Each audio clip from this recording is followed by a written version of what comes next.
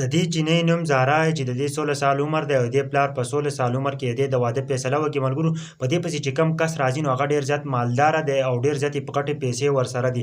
خو کله چې د 2 میاشتې څه وکړو په دې جینۍ پسې راغی، خو دا جینۍ ډېر زیات منع کوي چې ته زه واده نه کوم او زه دې کس سره واده نه کوم، خو ډېر زیات یې منع کوي. خو پلار چې دی نو اخر کار د مالداره سړی ولګېدو او 4 کروړ روپۍ یې دغه کس له ورکړې، وایي چې دا جینۍ مال راکړه او دا جینۍ زما خوښه ده.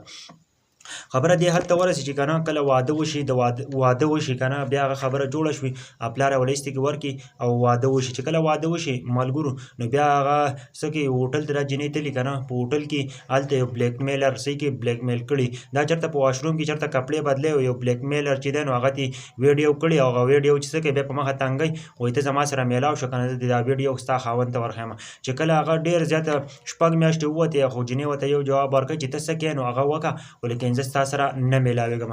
ملګرو خو بیا هم دا خبره داسې حد ته ورسي که نه چې دا دغه جینۍ دا وخت ښه دی، ښه برابر د دې سړي سره تېرېږي، بیا د کومې کس له چې ورکړله د هغه سره بیا هم ژوند تېرېږي. خو کله داسې شوه که نه چې دا کس ولګېد او دا کومه ویډیو چې دا د جینۍ دا ویډیو نو دی هغه کس ته ولېږلی دې خاوند ته ملګرو.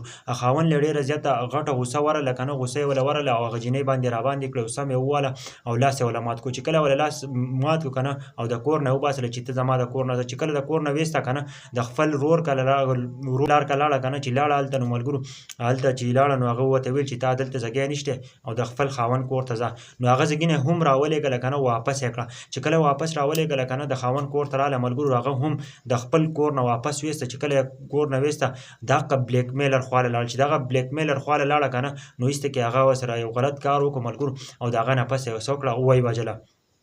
بیا قصه دې طرف ته لاړه چې که نه چې پولیس طرف ته ووته، راپورټ پکې وشو، پولیس طرف ته قصه لاړه. چې کله پولیس تشویش شروع کړه ملګرو دا مور د پلار او د ورور نه دي دی هم جیل ته ویوړل که نه، او چې تاسو ولې دومره ظلم وکړو، د 16 ساله جینۍ ده او تاسو ورسره ظلم وکړو او د هغه واده م وکړو.